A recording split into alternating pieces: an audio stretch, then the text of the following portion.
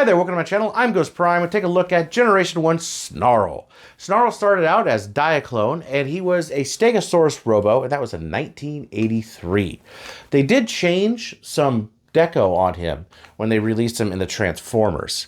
And they changed this. This was black instead of red. The sword was a hard plastic, and it was like silver in color. So there's a few little differences, but overall, it's the same figure. He does have space for his Diaclone driver, and that is retained in the Transformers version.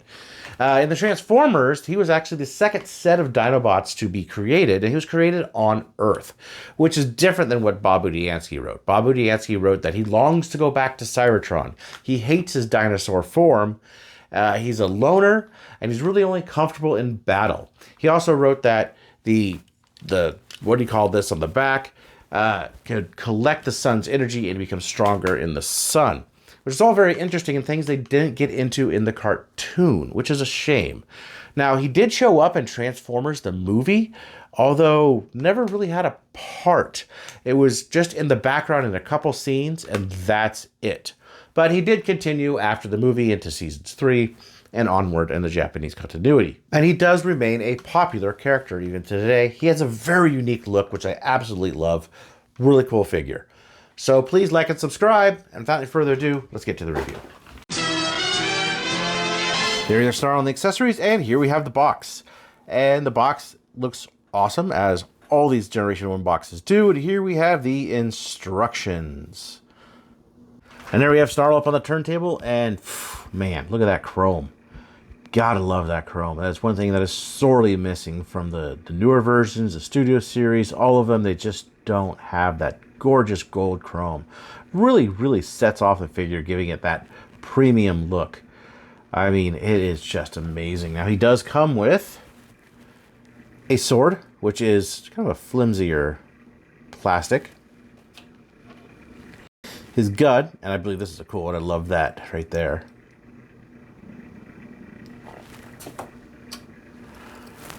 He has 3 of these missiles he came with originally, to focus. 3 of these missiles. I have 1. And a rocket launcher. And to see if these actually fire, put that in there. Well, probably used to a little bit more than that at some point. There's a spring in there, but it doesn't do much anymore. Now, on the actual figure, you can put this in here so he could be armed with a missile in his Dino mode. Let's get up close on some details. Let's check it out, that head, that clear, translucent plastic. I always loved that about the Dinobots, having the translucent plastic with the gold underneath. I thought that was a really cool touch. Now, on the KOs, the original KOs had a really dark plastic here. They have corrected that, and I don't know the differences in the toys from the KO to this one. This one is a vintage original. There's some stickers there. I don't believe the sticker goes there. But yeah, it's not mine originally. This is, I got it off eBay, clear plastic, again with the chrome. The rub symbol here was released in 1985. And interestingly enough, you can't really open this. So the Diaclone driver sits under there, but you can't really open it in Dino mode. You could put him in there and then kind of leave him in there. And size-wise, here he is with sludge here and Dino mode. So he's pretty tall. But he's, scales relatively the same size as the rest of the Dinobots in the line. And here he is with Optimus Prime. So you can see he is a bit bigger in alt mode than Prime himself. So he has a unique transformation in the Dinobots. It's a simple transformation like most of them, but it's unique. Articulation, actually, maybe I should mention in this, the legs can move back and forth along with the front and knees here. And this is clipped in here, so I don't want to move this too much. One point of breakage is this translucent plastic, these clips, and the fists are on springs, so I like to push these out. Kind of lucky to get one that isn't like that, so be very careful in transforming this. I've always loved this here. The fact that you just pull those out and they just fit right in that little groove. I've always thought when I was a kid that was super clever.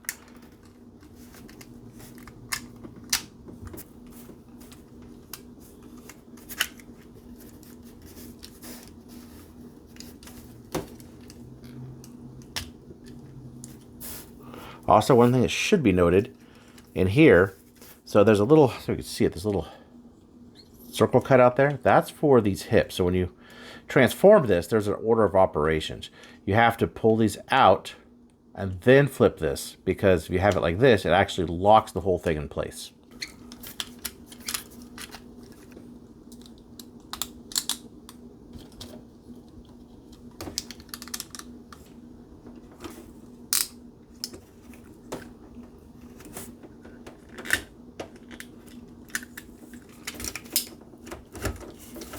Here we have him in robot mode. And he has one of the coolest features on here with these two tail pieces on the back. This is just rad. And here's what I was talking about his Diaclone driver. Goes in there for Diaclone. And you could put his sword in, his fist. By a little peg there. Go ahead and stick his gun in the other hand. Missile launcher on either shoulder. So he is armed up. And he looks great. I am missing some stickers on it, but man, he looks just really, really cool like this. Articulation isn't much. The only thing he'd really do is knees, and he'd move his arms up, but it's not a lot. They lock in place pretty heavily, and you kind of pull them out to actually rotate them. But yeah, I love the way he looks. Definitely unique with a giant chest. Here he is from the side. I'll move that head down a little bit. There we go. I mean, excellent look. I like how this fills in the backpack. Something they replicated on the Studio Series also, which is cool. I think he just looks super fantastic like this. And just for a comparison, here's his cartoon model. So it is simplified an awful lot. And you'll see the sword is gray. That's probably a holdover from the Diaclone, which was a gray sword. Being big in alt mode, he does actually doesn't really get the height, but that's okay because I think he scales pretty well with Optimus Prime. Now in the cartoon, they are much larger than Optimus Prime. So that would have been cool to see. And here he is with the rest of the team of Dinobots. So you can see how he scales with them all. Honestly, I think they all look beautiful together. This is definitely one of the teams of Autobots that just really, really are set apart from the rest of the entire G1 cast. Very, very cool. I love this set. So if you're in the market for a Generation 1 Snarl, there's a few things to look out for. First off being knockoffs. There's a lot of KO reissues out there, and they've gotten better at replicating the vintage one. If you find one that's super new and super clean, it might be a knockoff. If you find it in the box, look at highntfs.com. There's a little picture on which you could tell which is a knockoff and which is an original if you're trying to buy it. Sometimes people don't know and they sell them for ridiculous amounts of money in the box and they end up being reissues or KOs. So they were never officially reissued. Just be careful of that. If you don't care if they're KOs, you know they are the cheap price, please, by all means, it's your collection, buy him. You should get him anyway. He's very cool. Really, really cool figure. You got to have all of the Dinobots anyway, so if you could find them, you can. If you're looking for a vintage one, be careful of the clips here on the legs, because they have a tendency to break and not stay in the leg anymore. That is one of the big issues on this guy, so definitely something to look out for. And of course paint chipping, because this whole section is metal, and it's, you know, it's heavy, and it does chip, so that happens, especially after, you know, 30 some odd years or 40 years of play. So anyway, good luck hunting out there for a Snarl, and I'll see you in the next review.